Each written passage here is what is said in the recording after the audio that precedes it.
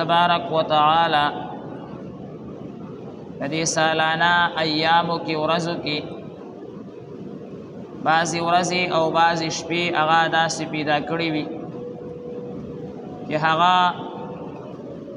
د نور ورځو او شپو په اعتبار سره په عبادت کې لږ مخکې وي او ثواب زیات وي. لکه د هغې یو مثال هغه رمضان المبارک هم دی چې الله تعالی رمضان المبارک یو میاشت د ټولو میاشتو نه افضله هغه پیدا کړې ده او دغه شانتي الله تبارک و تعالی په هفته کې د جمعې شپه او د جمعې ورځ هغه ډیره د برکت او د ثواب د اعمالو د زیادت والا هغه پیدا کړې ده. اوس یو انسان هغه رمضان المبارک کې د څه وجهې نه صرف فرض روژې ونیسي یا صرف تراویح وکړي او د نورو اعمالو او عباداتو زیات توفیق هغه ته د دې وجې نه میلاو نشي چې د هغه څه عذر دی، څه بیماري یې ده، یا رمضان المبارک کې هغه بیمار دی یا په سفر باندې دی، مشکلاتو کې دی، د رمضان روژې هم ترې نه پاتې شوي نو د هغې خو به قضا راوړي. ولیکن الله تبارک و تعالی وقتاً فوقتاً باندې انسان ته نورې موقع ورکوي چې انسان د الله تبارک و تعالی په رحمت کې هغه رابند شي. د الله تعالی د رحمت نه خامخا انسان هغه مستفید شي او فایده واخلي.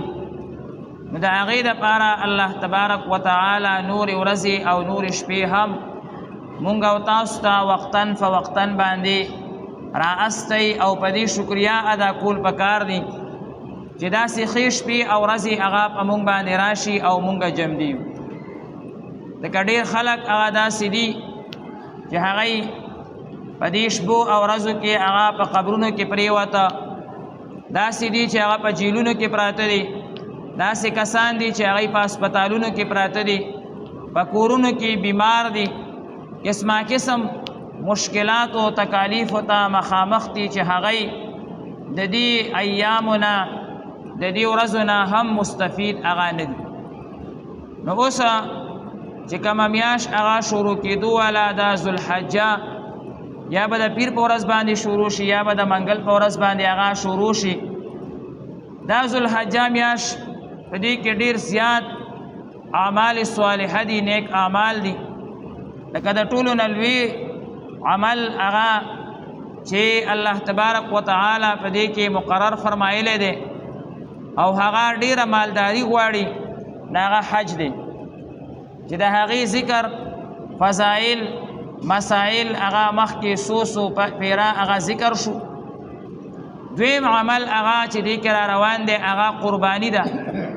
چې دا الله تبارک و تعالی د ډېرې زیاتې مالدارۍ سره نه ده خاص کړي، بلکې دې دپاره یو نصاب دی. هغه نصاب که انسان سره برابر شي نو په ده باندې قرباني هغه لازمه ده. الله تبارک و تعالی قرآن مجید کې نبی کریم صلی الله علیه وسلم ته فرمایي فصل لربک وانحر. اے نبی کریم صلی الله علیه وسلم د خپل رب د رضا دپاره مونځ کوه، وانحر او د الله د رضا دپاره قرباني کوه. قرباني دا واجب ده په هر هغه انسان باندې چې څوک صاحب نصاب شي. نصاب هغه چې کوم دی نو څومره دی، نو د نصاب متعلق دا مسله هغه یاد وساتو چې اوس زمانه کې د سرو زرو او د سپینو زرو په میاس کې ډېر لوی فرق راغلی دی. پخوا به خلکو دا وی چې یاره یو کس سره 9.5 تولې سره زر وي یا 52 تولې هغه چاندي وي نو په دې کس باندې قرباني هغه راځي. اوس 52 تولې قیمت هغه انتهایی کم دی او د 7.5 تولې سونی قیمت هغه آسمان سره خبرې کوي. تقریبا د دې زمانې 40 لک روپۍ ته نه جوړېږي، د دې نه زیاتې. نو که یو انسان وایي چې یاره ما سره 40 لک روپۍ شي نو زه به قرباني کومه، نو په دې اکوړي کې به یو 10 کسان صرف قرباني وکي یا یو 15 کسان به قرباني وکي، نور به هغه د قربانۍ نه پاتې شي. او تاسو ته ما مخکې دا فلسفه ویلې وه چې نبی کریم صلی الله علیه وسلم کله په دنیا کې و نو هغه ټیم کې د دې قیمتونو په میس کې مساوات و چې یو طرف ته به 52 تولې چاندي شوه او بل طرف ته به 7.5 تولې هغه سره زر شو، نو د دې قیمت به مساوي راتلو، برابر به راتلو. خو لیکن رستو بیا رواج هغه بدل شو او چاندي انتهایی کم استعمال شروع شو او سونا هغه خلکو ډیره خوښوله. که انسان سوچو کې نو د نبی علیه صلات وسلام په دور کې هم دا مسله وه چې سونا به ډیره خوښېده، ځکه چې یو طرف ته به 52 تولې چاندي شوه نو بل طرف ته به 7.5 تولې سونا شوه. هغه ټیم کې هم د سونی د استعمال رواج هغه زیات و. خو اوس زمانه کې خو د سونی د استعمال رواج هغه انتهایی سیوا شوی دی، نو دی وجه نه هغه وخت کې به دا مسله وه چې 52 تولې چاندي او 7.5 تولې سونا د دې قیمت به برابر و. اوس خو ډېر زیات فرق راغلی. نو دی وجه نه علماء کرام فرمایي که یو کس سره دومره سره زر وي او ورسره څه پیسې وي چې د هغې قیمت د 52 تولې چاندۍ قیمت ته ورسي، نو په دې کس باندې به قرباني هغه واجب کیږي. یو کس به د زرګر نه دا کنفرم کی چې 52 تولې چاندي د دې قیمت څومره دی، نو که هغه مثال وښودل چې 2 لکه دی، نو 2 لکه روپۍ دا د دې چې ورسره سونه وي او بیا ورسره لږې پیسې وي د ضرورت نه اضافي، نو په دې کس باندې به قرباني لازمه وي. نن سبا خلک هغه چې کم دی نو د دې قربانۍ نه د ځان د بچ کېدو دپاره قسمه قسم حیلې بانې هغه جوړوي. څوک هغه د یو چا نه تپوس، څوک د بل چا نه تپوس کوي، څوک په موبایل کې ګوري، څوک چې کم دی نو بیانونه ده هغه عالمانو اوري چې کم د هغه دیوبند سره تعلق نه لري او هغه وایي چې نه بس 7.5 تولې سونا. ما تاسو ته که 7.5 تولې سونه شي د علماء دیوبند صرف په دې باندې فتوا نه ده، نو که 7.5 تولې سونه شي نو بیا به دا 40 لکه روپۍ جوړېږي. نو دا صرف په یو غونډه کوړي کې به یو 15 کسان قرباني وکړي، نو ټول به د قربانۍ نه هغه پاتې شي. که یو کس سره مثال په طور باندې یو توله سونه ده نو دا د 5.5 لکه روپو ده. اوس که د دې نه دی یو 10,000 روپۍ 15,000 روپۍ هغه راوالي او په دې باندې قرباني وکړي، نو په دې 5-6 لکو باندې هېڅ اثر نه غورځي، دا به سیوا شي. او الله تعالی به دا 5-6 لکه روپۍ د مصیبتونو نه د بیمارو نه هغې نه به وساتي. یو زنانه ده ای سره یو توله کالی دی، نو دا اوس انتهایی قیمتي دی، 5-6 لکه روپۍ دي. اوس دا ځان ته 10,000-15,000 روپۍ پیدا کړي، یو مختصره حصه اسانه حصه ونیسي، ځان ته یو چیلۍ یا چیلۍ هغه والي او خپله غاړه هغه خلاصه کړي، نو د دې به هېڅ نقصان ونه شي، غاړه به یې غاړه خلاصه شي او دغه سره زر چې دي دا پیسې چې دي دا به محفوظ شي، دا به محفوظ شي. دا هم یاد ساتل پکار دي چې د خاوند په قربانۍ باندې د ښځې غاړه نه خلاصېږي. مثال خاوند ځان ته صاحب نصاب دی، کاروبار دی، یا سره زر دي ورسره، یا چې کوم دی نو پیسې ورسره شته، هغه ځان ته قرباني کوي، صاحب نصاب دی. او ښځه هغه ځان ته صاحب نصابه ده، سره زر دي، بعضې زنانو سره سره زر وي، نو هغه د خاوند په قربانۍ باندې د هغې غاړه نه ازادېږي. دغه شان که ښځه قرباني کوي او خاوند دې وایي چې یاره زم صاحب نصاب یم، خو زما ښځې وکړه، زمونږ د کور نه قرباني وشوه، نو د ښځې په قربانۍ باندې د خاوند غاړه هغه نه خلاصېږي. هر څوک چې بالغ وي، مکلف وي، صاحب نصاب وي، که هغه زوی وي، که هغه پلار وي، که هغه ښځه وي، که هغه خاوند وي، که هغه ورور وي، ځان ته مستقله قرباني کوي، ځان ته به مستقله قرباني کوي. مثلا یو پلار دی 15 زامنې دي او هغه مشترک کاروبار کوي، هر یو چې کله دا مال تقسیم کی، فلحال تقسیم نه کوي، فرضي تقسیم دی کې دې دپاره چې پته ولګي، فرضي تقسیم چې بای زمونږه حصہ څومره د یو بچي هغه رسی، نو هغه حساب دی ولګئ. که هغه صاحب نصاب هر راتونو په هر ځان ته قرباني ده، صرف دا نه چې بس باباجي قرباني وکړه، زمون والد صاحب قرباني وکړه، زمونږ د ټولو غاړه خلاصه شوه، یا زما یو زوی قرباني وکړه، پلار وایي بس زما غاړه خلاصه شوه، یا یو ورور وایي زما ورور قرباني وکړه، مونږ شریک یو، بس د ټولو غاړه هغه خلاصه شوه. په دې باندې غاړه هغه نه خلاصېږي ځان ته به مستقله قرباني کوي نبی کریم صلی الله علیه وسلم فرمایي چې په دې ورځو کې د قربانۍ نه لوی عمل هغه نشته د دې ورځو کې د قربانۍ نه لوی عمل نشته که یو انسان وای چې د لوی اختر په ورځ باندې به زه کروڑونه روپۍ هغه صدقه کم قرباني به نه کومه نو نبی کریم صلی الله علیه وسلم داسې انسان ته وای فلا یقربن مصلانا زمونږ عیدګاه ته مستمر راځه ته د اسلام نه خارج شوی زمونږ جومات ته مه راځه زمونږ عیدګاه ته مه راځه مونږ سره یو ځای مه ودرېږه کروڑونه روپۍ خرچه وکړه صدقه وکړه ډېر کسان وایي یاره د قربانۍ دا پیسې دا به چې کم دی چې غریبانانو ته ورکونه په غریبانانو باندې نور ورځې شته هغې دپاره نور ایام شته دا الله تبارک وتعالی مقرر کړي دي دا 3 ورځې د غټ اختر دا د غوښې ورځې دي الله تبارک وتعالی دا غوښتل غواړي چې ټول مخلوق ته باقاعده غوښه ورسوي د ټول مخلوق د خپل طرف نه یو ضیافت یو میلمستیا وکړي هغه به په قربانۍ باندې کېږي ښه میلمستیا چې کېږي هغه په غوښه باندې کېږي میلمه چې چا کره لاړ شي ویې لکه غوښه ورته راوړئ ښه غوښه ورته راوړئ حاجي غوښه باندې ښه میلمستیا کېږي الله تعالی وایي زه ستاسو میلمستیا کومه او دا یاد ساتل پکار دي چې کله دا ضیافت او میلمستیا د الله د طرف نه ده احادیث مبارکو کې راغلي چې دا قربانی میلمستیا د الله د طرف نه ده نو گویا چې یو کس قربانی کوي نو دې الله ته دا پیسې ورکوي چې دا والا او زما د طرف نه میلمستیا وکړي خپل مخلوق ته نو دی دنیا کې تاسو سوچ وکئ که یو ملګری ښه مالدار وي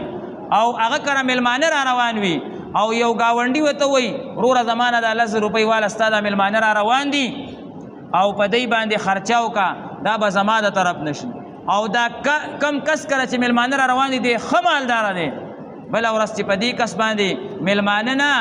اسی چې ورکره معمولی غونتې مشکلات راشي د 10 زره ورکړي هغه به ورته 10 لکه ورکړي یا تا زما د میلمانو اسی اکرام کړو ما سره خو پیسې ډېرې ما سره خو هر څه ډېرو ولیکن تا زما د میلمنو عزت کړی نن پتا معمولی مشکلات دي زه به ستا ټوله خرچه برداشت کوم اضافي به در کوم الله تبارک وتعالی دې مخلوق ته د خپل طرف نه ورکولی شي ډایرکټ یې ورکولی شي بغیر واسطې یې ورکولی شي لیکن څه وایي تی ورکه او میلمستیا زما د طرف نه ده څه معنی زما دا مخلوق دا غریبانان دا زما میلمانه دي او ته پې خرچه وکړه بیا وګوره چې الله تبارک وتعالی د دې بدله درکوي او که نه درکوي کم کسان چې قرباني وکړي الله تبارک وتعالی زر تر زره د هغې بدله ورکي